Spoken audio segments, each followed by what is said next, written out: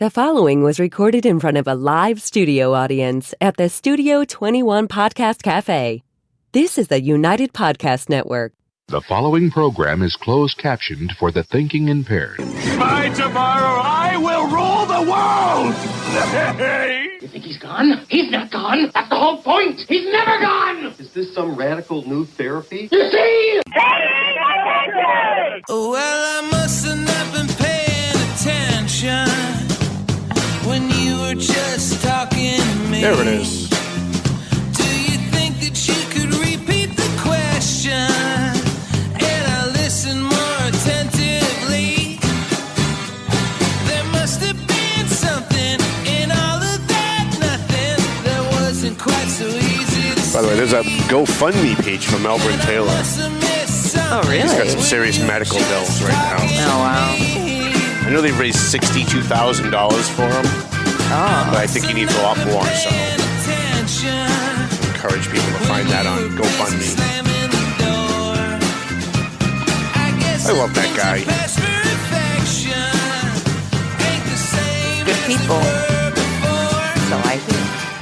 There must have been something in all of that nothing that dropped me like a stone to the floor. I really should start the show early so I can, because there's so much to get to, but just Facebook just takes so long to load these days. Endings.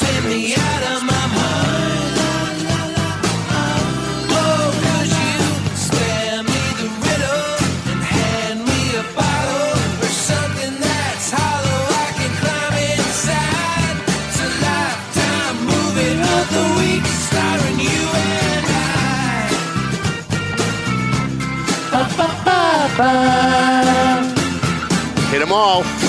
Yes, you did. Well done.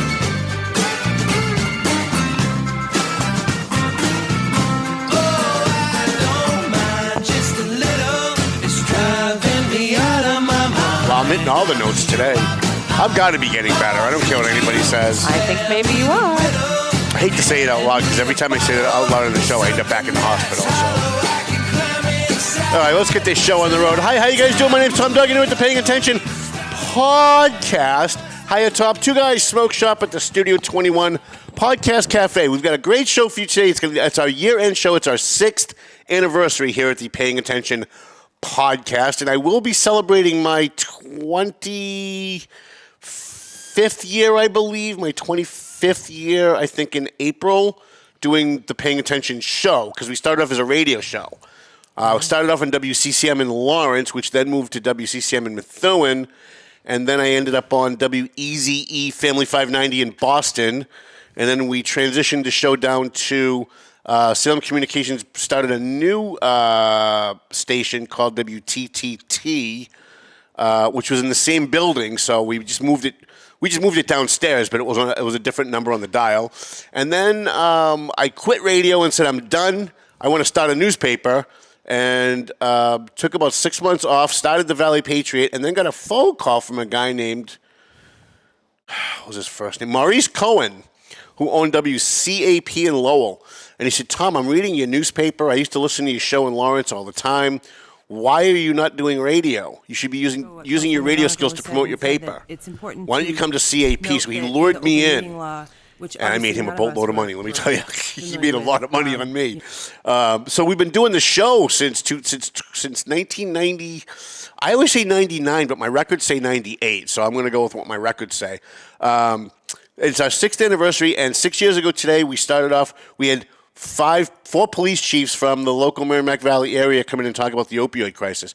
So we may do that. We may do a 1 hour show, a full 1 hour show within the next month or so, and get the chiefs in because we do it every year. I think we missed 1 year, but we will do that. So we've got a couple things to get to. This is going to be our year-end show. We're going to talk about the top 10 local stories of the year.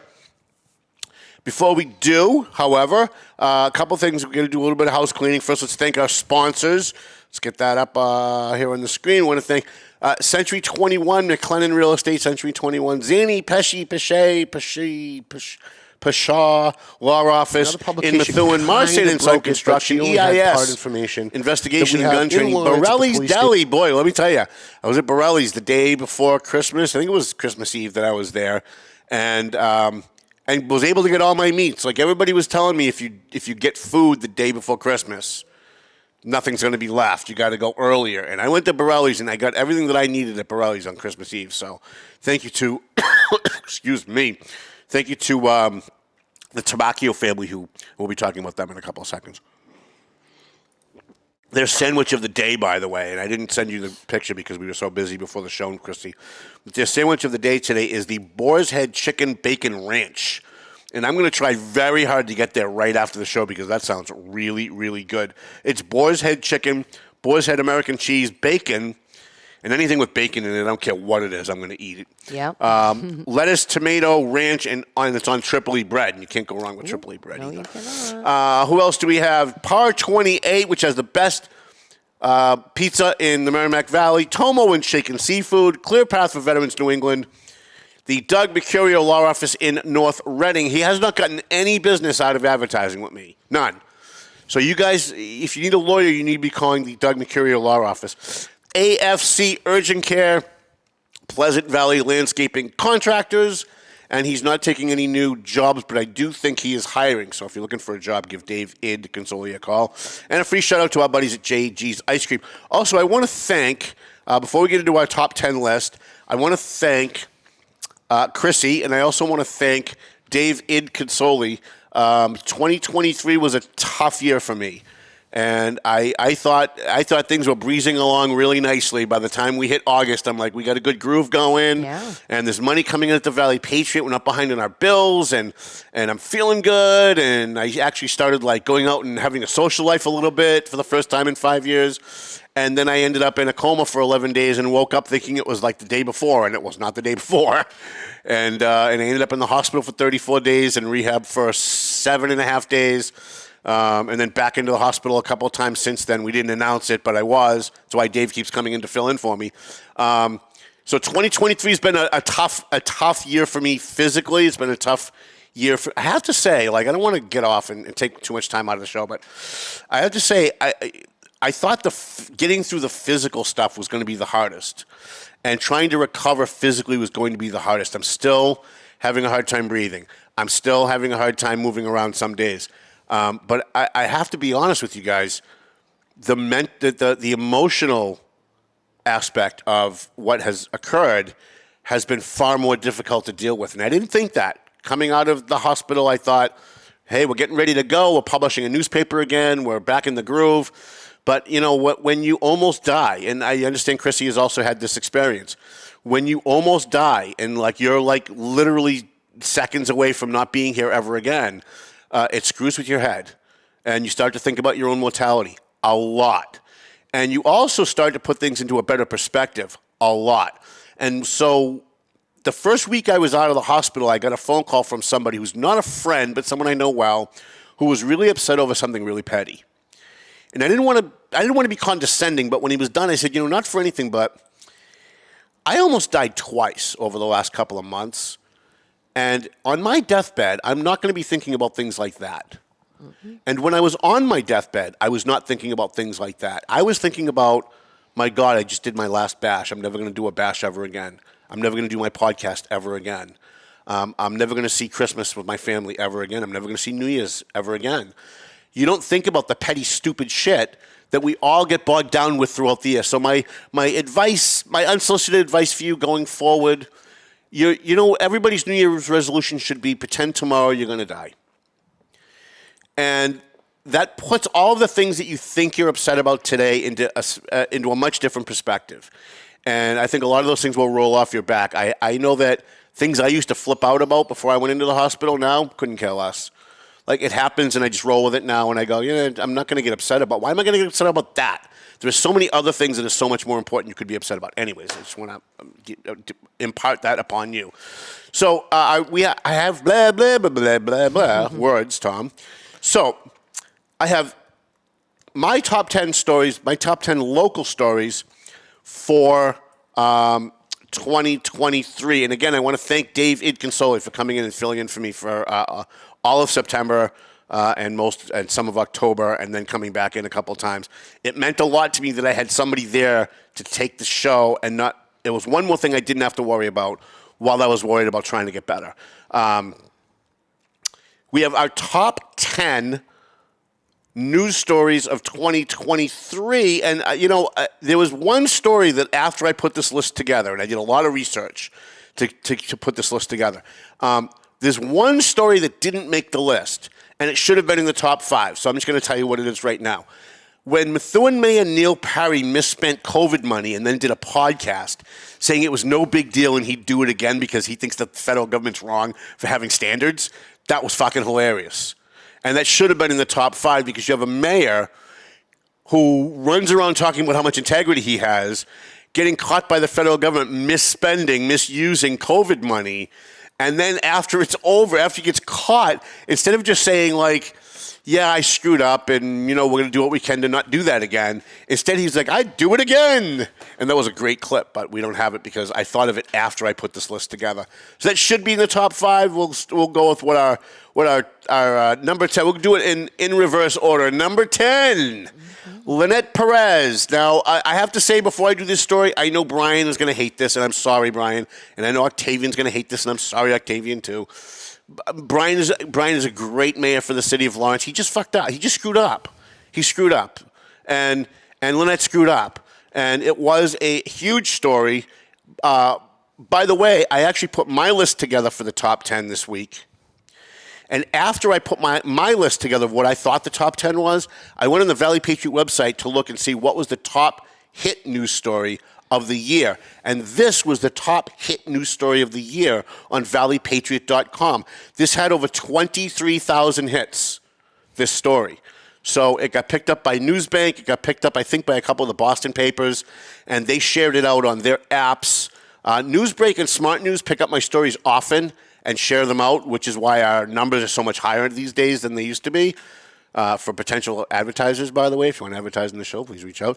Lynette Perez, so let me give you the background on this. She was the campaign manager for Lawrence Mayor Brian DePena, whom I love to death. I really do love the guy. She was his campaign manager. And when he became mayor, he gave her a job as the domestic violence coordinator for the city of Lawrence. And while she is the domestic violence coordinator for the city of Lawrence, she sets up what looks to be a fake nonprofit to handle what? To deal with what? Domestic violence in Lawrence. So she set up a nonprofit so she could get paid to do what she's already getting paid to do by the city to do. And she applied for a $50,000 federal grant through the city, even though she fudged the paperwork on the nonprofit. And that story went absolutely viral, I think, because Brian has become very controversial. Anything you say that has to do with Brian DePena, he's the new Joe Solomon. Anything you mention about Brian DePena now is going to go viral because there's this groundswell of people. It's this small group of people, but they're very rabid, who hate Brian DePena. Just like Joe Solomon. You mention Joe Solomon's name anywhere in Methuen, and at least one person's going to get so pissed off, they're going to get up and walk out of the room. Because his name just triggers people. Brian now is that with a lot of people in Lawrence. Now, he's still, I think, very well liked among the electorate. I think he still has very close to a majority of the electorate still love Brian DePena. But it's starting to shift, and we know that because Chrissy did a short reel of me talking about Brian DePena not translating his videos on Facebook, which, again, looks like an attack. It really does look like I really hate Brian DePena, but I really don't. I just wish people could understand me before they see these videos.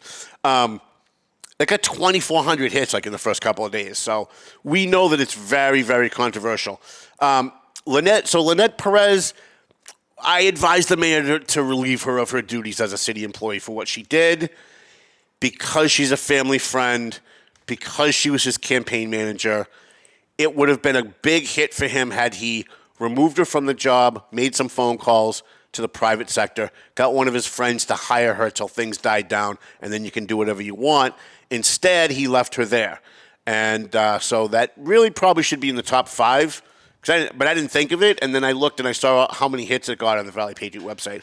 So I had to include it in, so that actually replaced what was my number 10, which was the Valley Patriot Bash giving out $54,000 at our bash this year for scholarships. Number 9, the number 9 story, local story of the year for the Merrimack Valley, and I'm going to pull this one up too. Methuen city workers get paid more than anybody else. Wow, look at this. So, and I can't remember when we did it. I think we did this in May. The latest numbers that were available to us were 2021. So Neil Perry was mayor at the time, and Steve Sable was president of the city council at the time. Although for some reason they mock me whenever I call it the president of the council. I guess it's chair of the council. The only people who care about your title is you, honestly. So, like, if I get the title wrong, who gives a shit, right? I have people correct me all the time when I get a title wrong, and I'm like, seriously?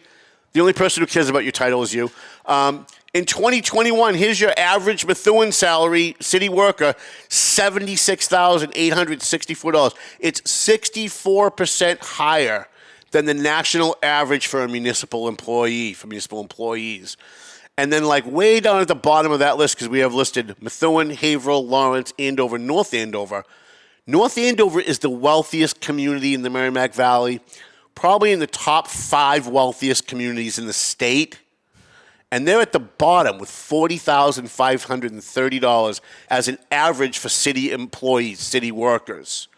And that's still 14% higher than the national average. But boy, go back up to at the top of that list. Methuen, $76,864 is the average. That means 49% of the city employees make more than that. That's the average. That's your mean. That's your middle point, right?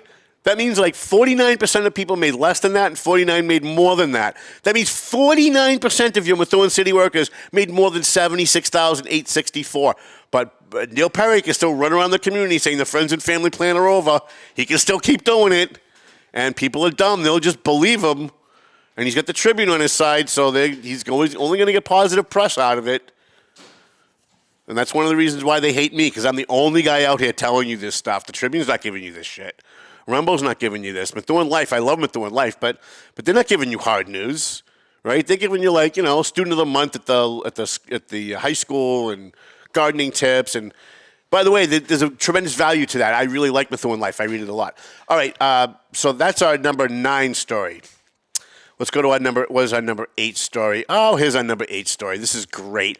We had them both on the show. We had the Tamacchio family and Don Smeriglio the week that they announced that Don Smeriglio was selling Borelli's Deli. It was such a big story, I put it on the front page of our newspaper.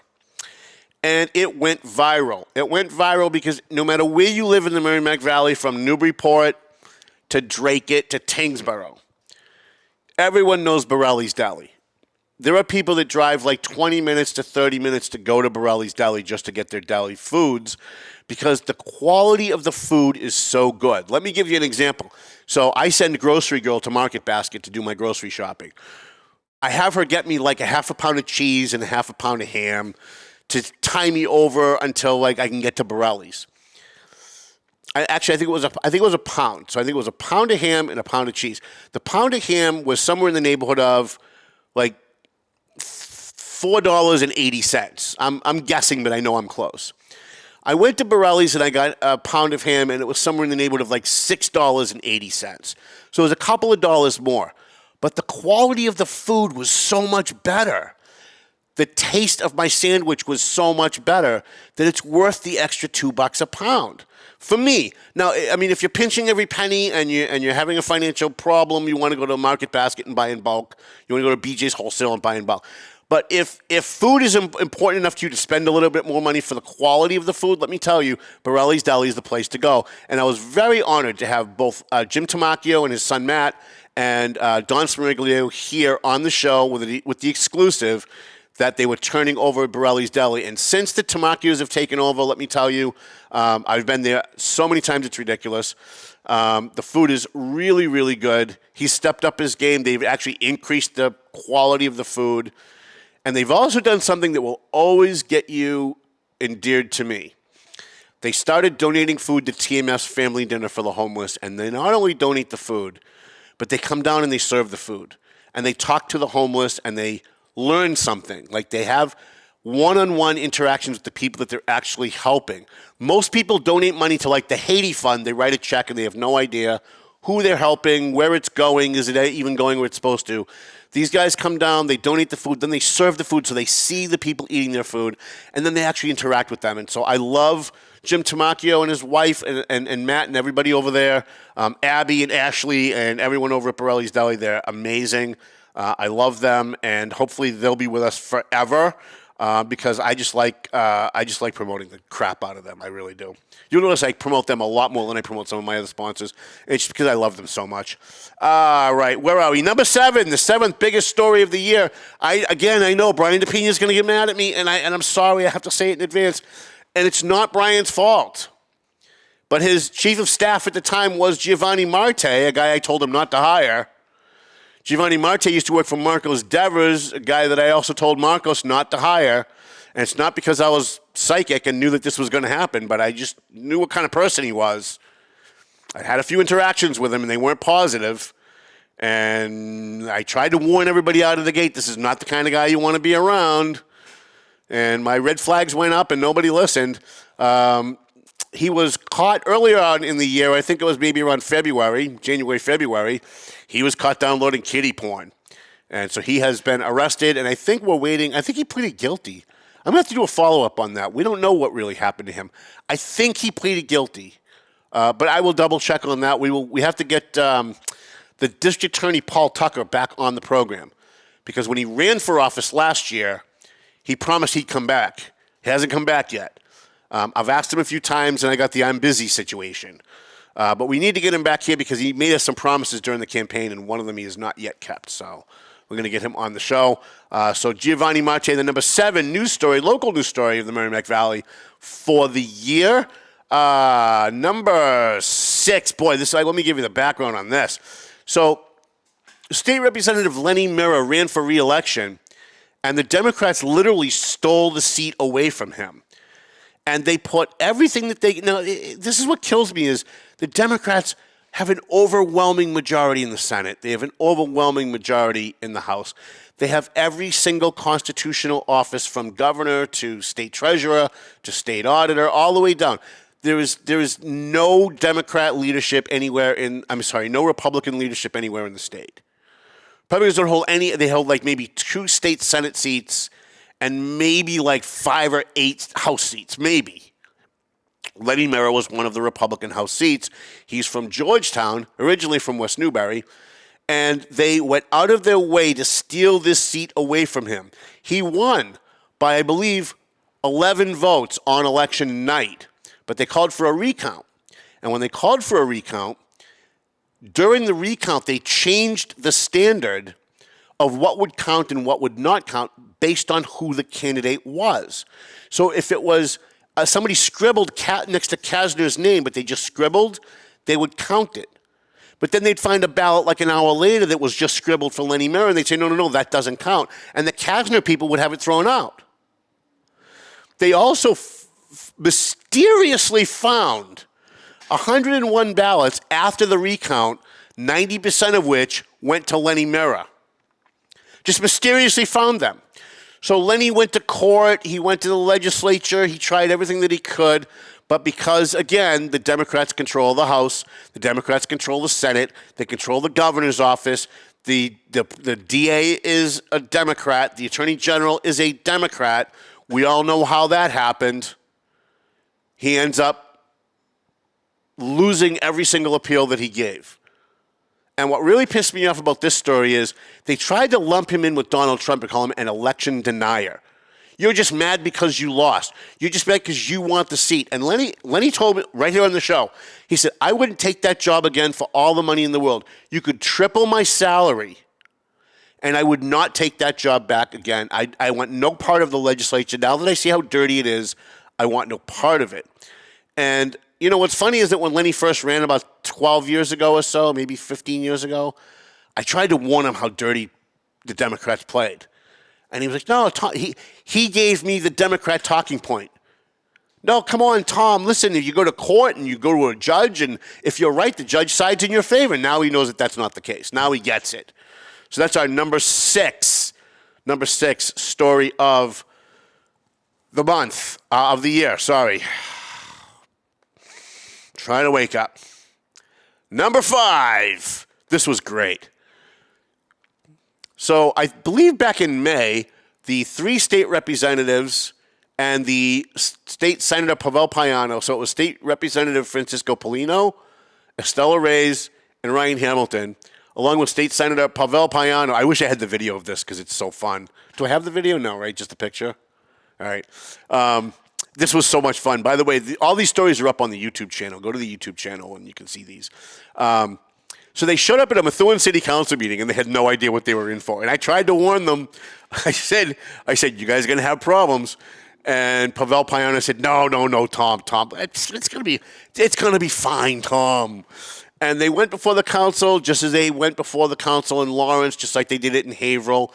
But the difference was in Haverhill, when the representatives and the senator went before the Haverhill City Council talked to them about what they could do to increase funding for police protection and for schools.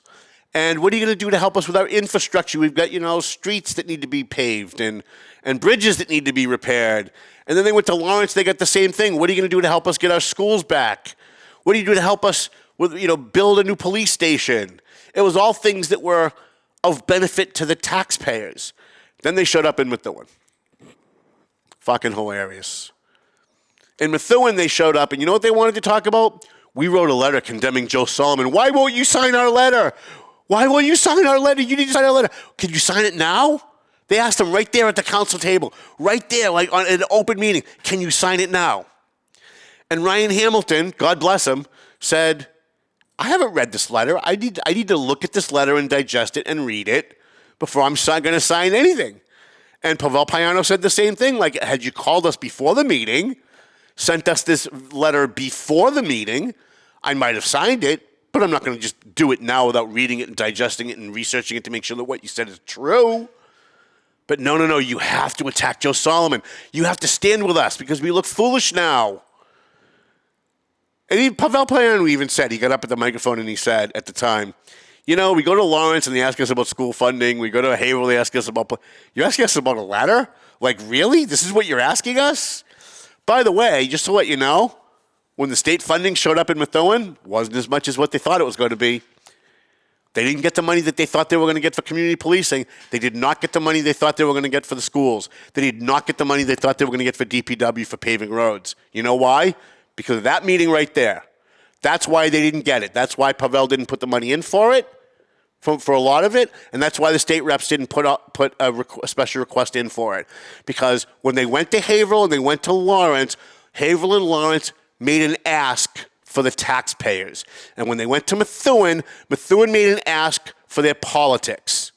And so because they weren't asking for more money for state police, for community police, and they weren't asking for more money for schools and bridges and roads and the things that are important to the voters, they didn't get it. You got far less money in Methuen this year than you got last year, and you have your city council to thank for it. All right. Number four. This one was tough. Again. Brian DePina is going to be mad. I love Brian DePina. I wish next week we could do a whole show on how much I love Brian DePina. But for now, Lawrence Police Chief Roy Vask said publicly when he was under attack by the mayor's office that this was just a ruse because William Castro, who was chief of staff at the time, wants to be chief. That's what he said. He might have even said it on this show, but I don't think he did, but he might have. And the mayor eventually pushed him out. They gave him a buyout, $780,000. They paid him to go away. They paid out his contract. Now, people in Methuen were complaining about Joe Solomon. You guys in Methuen, you were complaining about Joe Solomon. You got nothing on Lawrence. Lawrence made a $780,000 payout to get rid of Roy Vask, who was not a bad chief. I had problems with some of the decisions that he made, but that was personal. But as far as being chief, he was a good chief. Lawrence was accredited for the first time. They got a new police station construction project underway. He hired a ton of new minorities, Latinos, to work in the city of Lawrence. The guy did a pretty decent job. Were there problems yet? Because nobody's perfect. Just like Joe Solomon, nobody's perfect. But they paid him $780 on their way out the door. And then the mayor hired William Castro to be the acting police chief to replace him, which just fed right into what Roy was saying all along. It just fed right into it. That he was only being removed because William Castro wanted his job. And it now looks like he was right about that. And it cost the city of Lawrence $780,000 to do it. So that's our number 4. And by the way, I like William Castro. I think he's, and if they make him permanent, I think they should make him permanent as chief in Lawrence. I think he will do a good job, and so far I think he has been doing a good job. The Lawrence Police Department needs a drill sergeant. And you lost Roy Vask, who was a drill sergeant. I think Castro's going to be even tougher. And he knows who the political scumbags in the department are. And I'm hoping that we're going to see, once he becomes permanent, I'm hoping we're going to see very quickly those people either being reduced in rank or at least being reduced in power. All right, number 3, the number 3 story of the year in the Merrimack Valley for 2023. The city of Methuen, I got to pull this up because I want to be able to read that. The city of Methuen. Now, you guys remember this. I'm positive that you do. You remember the hand-wringing and the fist-pounding, that the police were getting paid too much money. The superior officers had a criminal contract in Methuen. I'm going to need some water for this one. You guys remember that? It was a criminal contract. People are going to go to jail. Now, in full disclosure, Joe Solomon has been indicted, but not for the contract. It wasn't because it was a criminal contract. There were no part of the charges have anything to do with the contract of the Methuen superior officers. After they pounded their fist and said the cops are making too much money, and they laid off 35 cops, and they did this whole big thing. Then when Joe Solomon was gone, they rehired all the cops. They put all the money back in the police budget. They created a brand new position of deputy chief. And if you look at, I don't know if you can blow that up just a little bit more. If you look under the new contract, this is not the old contract. This is the new contract that this city council and this mayor in Methuen told you was not too much money. Each captain is making $26,260 in raise money. That's how much more they're making. That's the raises that this administration, the Perry administration, who told you that the last contract was too much money. Each captain got a $26,260 raise. Each lieutenant got a $26,940 raise. Each sergeant got a $21,728 raise. These are the raises passed by the 2022 Methuen City Council that went into effect this year. And did we hear about it in the news? No, we didn't hear about it. We read about it in the Valley Patriot. But I never saw the Eagle Tribune do a comparison and say, hey, wait a minute, there's a problem here. They said the old contract was criminal. They said the old contract was too much money. They were in the process of firing Joe Solomon because it was just too much money. They went after the captain, Greg Gallant, because it was too much money. We know there were shenanigans with this contract. It had to be. It had to be. And then when Joe Solomon was gone, they put back the 35 cops that they laid off. They elevated captains to sergeants to lieutenant, lieutenants back to captain. They created a deputy chief's position, which is almost more than what Joe Solomon was making. Brand new position, never existed before this. 20, 40, 60, 70, over $70,000 a year in raises. And by the way, those will be prorated. Next year it will be more. And the year after that it will be more. And the year after that it will be more. Which is why this story is our number 3 story of the year in the Merrimack Valley.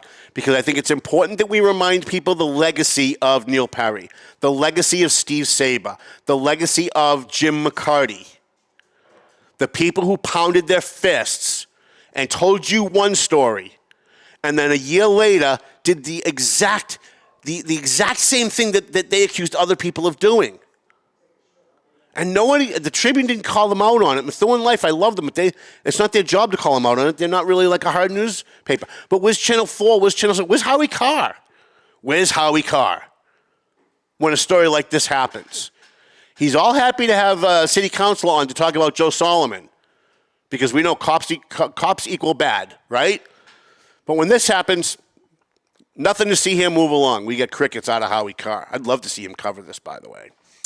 All right, number 2. Do we have a video for number 2? I think we do. Let me give you the setup on this. This is great. Our number 2 story of 2023 locally here in the Merrimack Valley. Scott Wood was a member of the Haverhill School Committee. He decided he was going to run for mayor. Also running for mayor and considered the front runner was Melinda Barrett. I think her first name is Melinda. If I get that wrong, I'm sorry. It is good. Melinda Barrett was a member of the city council. And somehow, a text message surfaced, supposedly from Scott Wood to some other person, from 35 years ago, where he uses the N-word to describe black people. Supposedly, kind of, maybe. That's an awful lot of caveats to have anybody actually do anything about it, but because the city councilors were all supporting his opponent, Melinda Barrett, they decided they were going to use their positions as city councilors to make a statement that racism is bad. Very, very, very bad. Racism is very bad.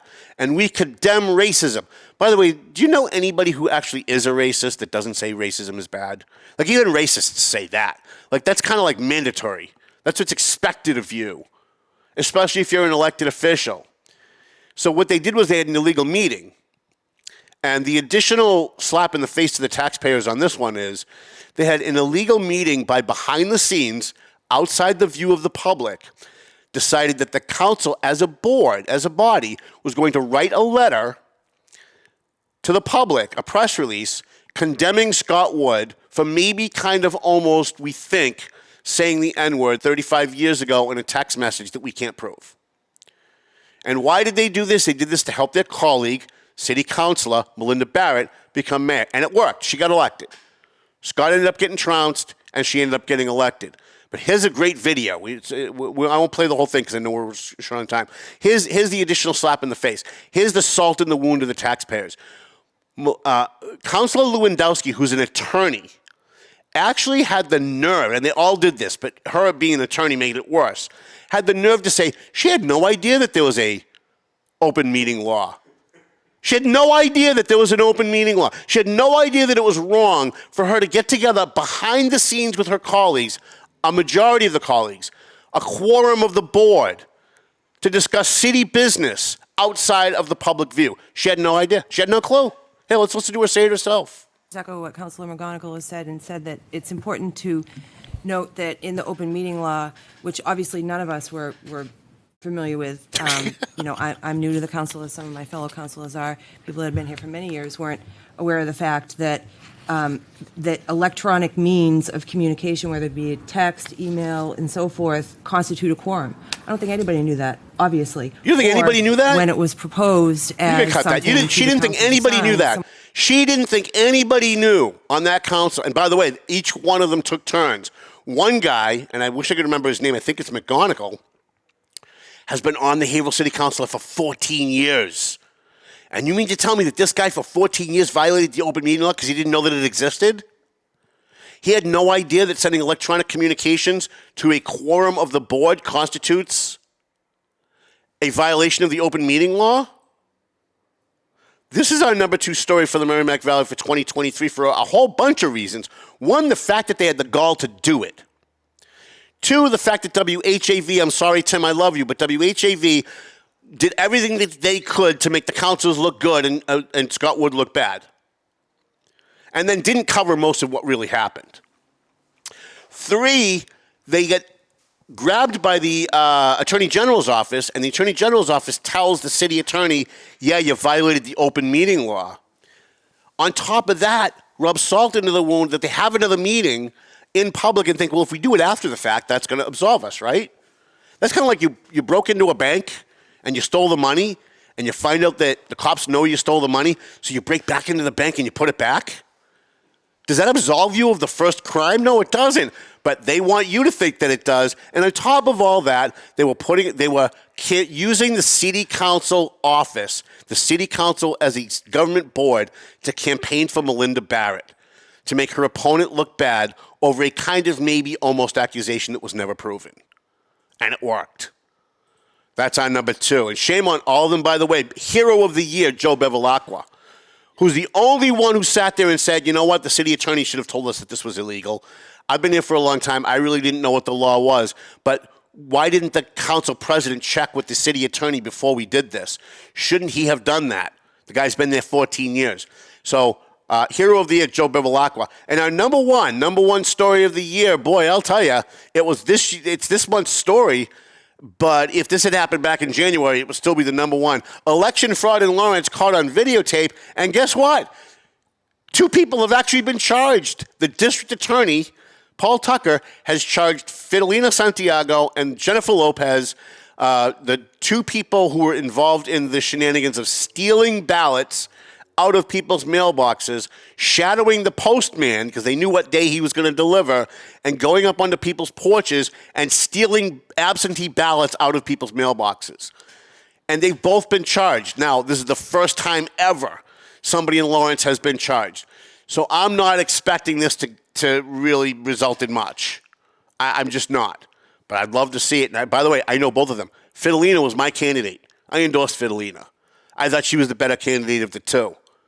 And I'm a little hurt that after this happened, I reached out to her and I've not heard back. Because I wanted her to understand that I'm just doing my job. I love you as a person, Fidelina, I do. But I also have to do my job. And for year after year after year, I come on this program. I went on radio. I went in my newspaper and detailed voter fraud in Lawrence. And then the Democrats have the nerve to say voter fraud doesn't exist. Just like Lenny Mirra used to think before he got elected. If it existed, you go before a court, you challenge it, and you prove it. And what they don't understand is that the Democrats have removed every mechanism, almost every mechanism, to prove voter fraud and to do something about it when voter fraud happens. And so we want this to be our number 1 story of the year, A, because it's so shocking. It's so shocking to have a candidate driving around a campaign supporter who's going up onto people's porches stealing absentee ballots. And then the next question is, were those absentee ballots filled out and sent in? Was there illegal actual voting going on, or were they just stealing the ballots to stop that person from voting for their opponent? We're going to find that out if there's a trial. Quite frankly, I don't expect that there's going to be a trial. I think that everyone's going to plead guilty and this is going to go away because nobody in the Democrat Party wants this story to keep going. Nobody. But hats off to Paul Tucker, our DA, because he's the guy that made it happen. He's the guy that said, you know what, this has never been prosecuted in Lawrence before. I'm going to prosecute these people. And how do you not? You got video. Although we've had video from previous years. We had videos of Isabel Melendez handing blank ballots to people outside the polling locations that were filled in with the candidates that Willie Lantigua wanted them to vote for. Dave Abdu took that video. I was there the day it happened at Merrimack. And I hand walked that video on a USB port down to the district attorney, which was John Blodgett at the time, and nothing happened. Nothing. No charges, no investigation, nothing. So hats off to Paul Tucker for that. I know time is up. I'm sorry, Chrissy. I want to thank you, Chrissy, for a great year. This is our 6th anniversary. You've been with me, I think, 3 years. It's got to be close to 3 now. Trying to figure out when you came on board. It's just shy of 3. But I've had a lot of producers since I started here. For a while, it was a new producer every week. And I think that's a testament to how tough I am to work with, and I'll take full responsibility for that. I miss Stu. I miss Mr. Jonathan was a great producer. I mean, when he told me he was leaving, that he couldn't do the producing anymore, I was actually really sad. Because he was such a good producer. There's a lot of things that he just did that, like, instinctively he knew I wanted, and he just do it in advance. And I love that. But Chrissy so far has been my best. I'm glad that she's here. Thank you. She worked very good with Dave Id Consoli when I was in the hospital. And his hoping for 2024, again, your New Year's resolution, I'm going to tell you what it should be. It should be pretend that you're going to die tomorrow. Pretend that today is your last day on earth. And getting upset about spilling something on your brand new shirt's not going to really seem all that important to you when you have that mindset. I know that since I got out of the hospital, since I heard the doctors tell my family, if you've got a priest to call, you better call him because he's not going to make it through the night. And I was in a coma and I heard it. It really screwed up. It screwed me up mentally. It screwed me up emotionally. But it also, in a good way, put me back on perspective because now as I'm going forward and I'm getting better, and I'm living my life and I'm running my business, I'm not so upset about things anymore and I'm not so stressed about things anymore unless they're really, really important. Unless it has to do with hurting somebody that I care about, if somebody's feelings being hurt. Anyways, that's it. You're going to roll up, Mel. Thank you, Chrissy. Thank you. Thank my buddy Dan Seaman, too, who's been our studio audience the last couple of weeks. I want to thank our sponsors. Free shout out to JG's Ice Cream. Doesn't matter how cold it is outside. It's always a good day for ice cream. AFC Urgent Care. We're going to get Lisa back in here. The Doug Mercurio Law Office in North Reading. Clear Path for Veterans New England. I know I owe Randy a call, but he blows me off so much that I purposely didn't answer his call when he called me the other day. Tomo and Shaken Seafood. Borelli's Deli in Par 28 with Ray's Coal Fire Pizza, which is really, really good, and I'm not a pizza guy. EIS, Investigation and Gun Training. They also do security. So if you need a security guard at your business, call EIS, Investigation and Gun Training. Marsan and Son Construction. The Zany Pesh Law Office. And McLennan Real Estate Century 21. And I want to thank Dave Id Consoli once again. I think I thanked him like 8 times today, but I love that guy. He really stepped up for me when I was sick. He did a good job. And Melvin Taylor's got a GoFundMe page. Go find it and donate a couple of bucks. He says you got to go home, so go home already. The views and opinions expressed by the hosts, guests, or callers of this program do not necessarily reflect the opinions of the Studio 21 Podcast Cafe, the United Podcast Network, its partners, or affiliates.